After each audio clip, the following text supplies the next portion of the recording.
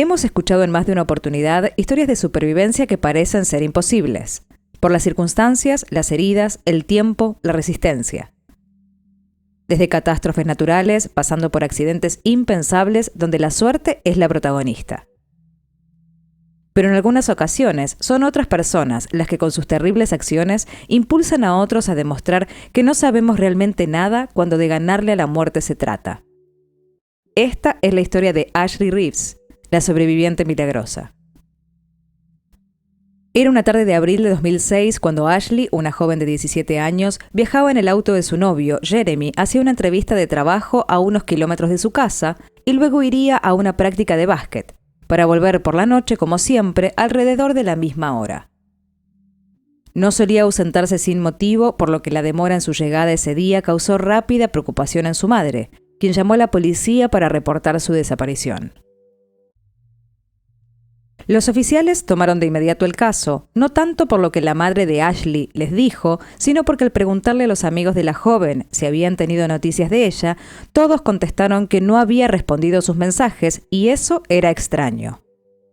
Para los investigadores, el hecho de que una joven de esa edad no se comunique con sus pares es más preocupante que evite a sus padres, y descarta lo que muchas veces conocemos en casos en donde no se busca a adolescentes creyendo que escaparon temporalmente y volverán al no poder subsistir. Pero sabemos también que son pocas las veces en que eso resulta ser tan así como lo plantean.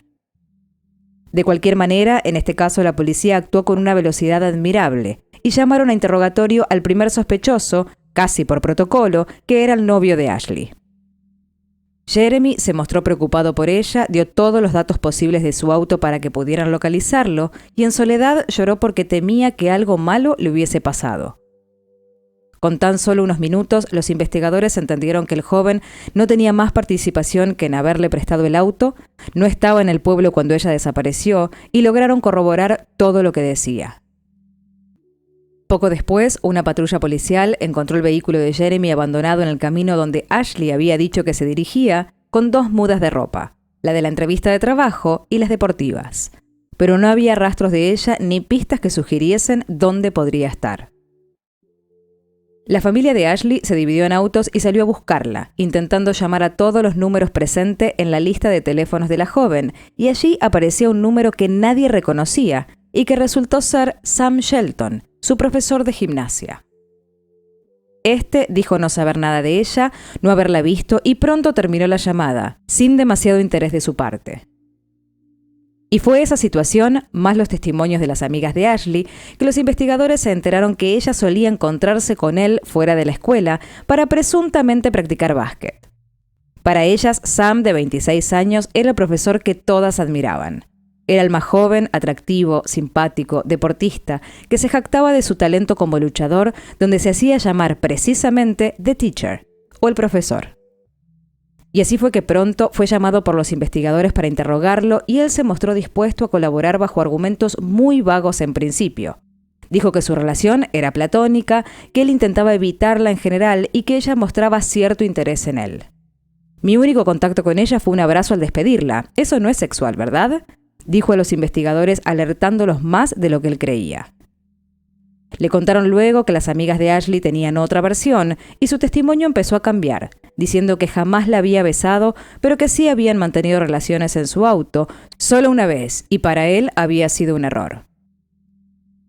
Confirmó que jugaban al básquet, pero que después de ese encuentro íntimo, ella intentaba acercarse más a él, y fue su negativa la que generó una enorme discusión en su auto que culminó con él echándola en medio de la autopista en la que quedó sola.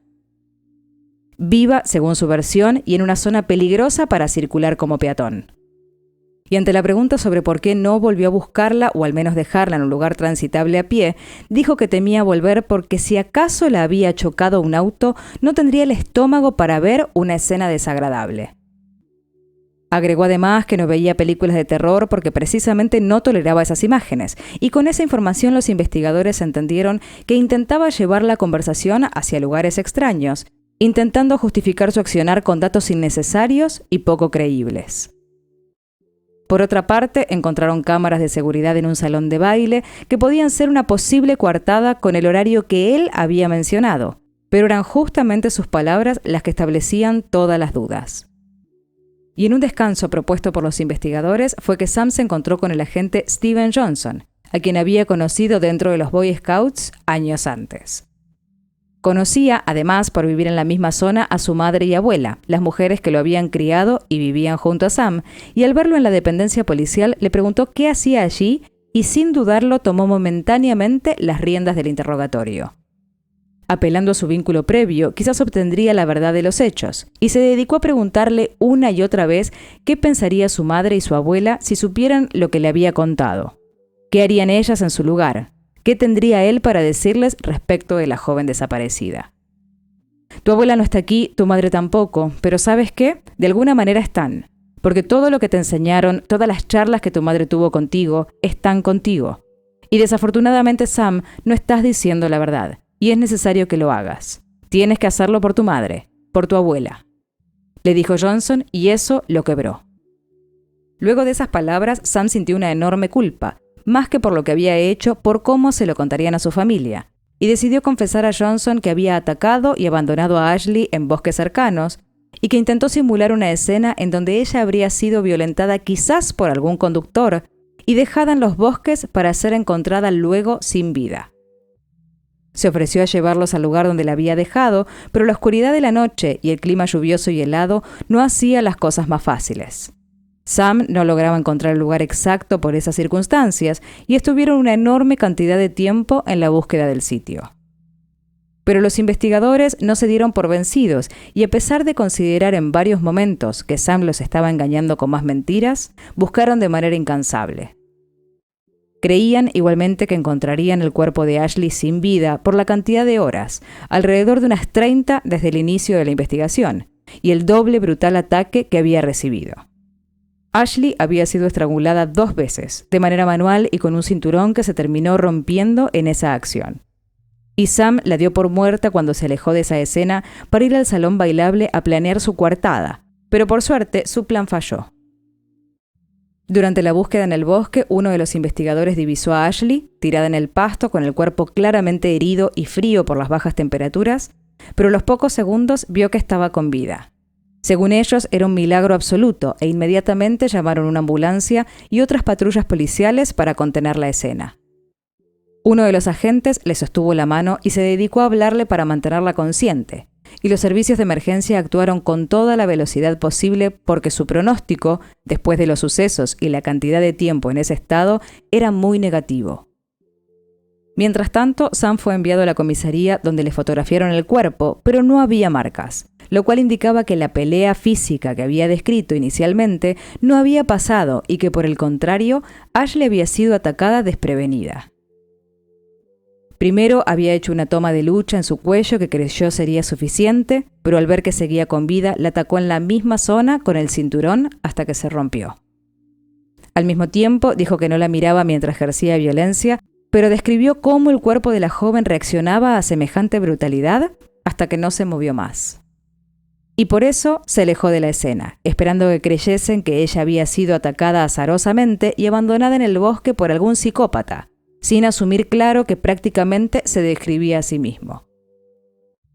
Y aún más, su mayor preocupación no estaba en la confesión del delito que había cometido, sino en conocer si le darían sus gotas para los ojos, para sacarse los lentes de contacto, si le llevarían su pasta dental, o si acaso tendría que compartir el baño con otras personas porque decía tener una condición particular que no le permitía orinar frente a otros.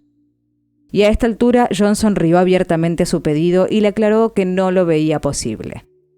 Quizás esas fueron las únicas palabras de Sam que eran verdaderamente sentidas, y el investigador no pudo contener el gesto de extrañeza ante tanta frialdad e incoherencia. Poco después, Sam Shelton fue acusado de intento de homicidio y bajo fianza esperó el juicio en su casa, pero pronto se encontró con la policía nuevamente. Una noche tomó una serie de pastillas con alcohol que fueron el motivo por el que una ambulancia y una patrulla llegaron a su casa para salvarlo. Situación que fue por demás de complicada porque él se dedicó a patear y escupir a los agentes y enfermeros que lo intentaban. Luego encontraron escrito en su pecho con un marcador la frase "no me resuciten", lo cual volvía a demostrar su capacidad de planear acciones y por ende abolía toda posibilidad de declararlo insano en el juicio, cosa que probablemente buscaba con ese intento, y finalmente se declaró culpable y fue condenado a 20 años de prisión. Ashley, por su parte, se encontraba durante todo ese tiempo en un hospital en coma, del que despertó con el cerebro dañado pero con altas posibilidades de rehabilitarlo. Tuvo que aprender a comunicarse de nuevo y luego a movilizarse. Hablar, comer, beber, leer, escribir, caminar, coordinar y más actividades fueron reprendidas por la joven que fue descrita por los oficiales que la encontraron como una de las personas más inquebrantables que conocieron. Sentían admiración por ella, al punto de visitarla cada vez que podían y ver la velocidad impensada con la que se recuperaba. Para ella, el objetivo era volver a la vida que había interrumpido, ahora con una familia más grande que eran todos los policías y médicos que, contrario a su agresor, no la abandonaron. Dijo que una parte de ella quería recordar qué había pasado exactamente, pero al mismo tiempo se negaba a hacerlo y no tenía certeza siquiera de cómo había llegado a encontrarse con Sam Shelton ese día, ni la supuesta pelea, ni cómo fue dejada en el bosque. No pudo ver los videos del interrogatorio de Sam porque no podía tolerar lo que decía, cómo lo decía, y aunque no recordaba sentía que todo era una mentira, que desde el primer momento él intentó armar un plan para salvarse que afortunadamente no resultó. Lo que sí vio fue el video de su rescate, porque quería entender cuánto había alcanzado desde ese momento y apreciar cómo los oficiales y médicos la cuidaron desde ese entonces. Por eso volvió junto con ellos a la escena del crimen y entre lágrimas recordaron ese momento y hasta lograron reír ante las bromas entre los oficiales por el miedo que uno de ellos tenía a las arañas y que paradójicamente perdió esa noche, porque la presencia de todas ellas no logró que soltase la mano de Ashley y le demostrase que no estaba sola. Para muchas personas los milagros son algo así como una fantasía. Otros dan fe porque los han presenciado o también experimentado. E incluso la ciencia muchas veces apela a ellos ante situaciones que no tiene manera de explicar. Pero más allá de la creencia o el punto de vista, es posible apreciar hechos que desafían cualquier lógica, que demuestran una fortaleza ilimitada de la que solemos descreer, que quizás nos revelan que conocemos mucho menos de lo que pensamos. Esta es la historia de Ashley Reeves, la sobreviviente milagrosa. Una de esas historias que vemos en los diarios y nos parecen increíbles. Una de tantas que nos enseñan que lo imposible está delante de nuestros ojos. Gracias por compartir esta historia. Si el video te gustó, dale like, comenta y suscríbete para seguir viendo más realidades de ficción.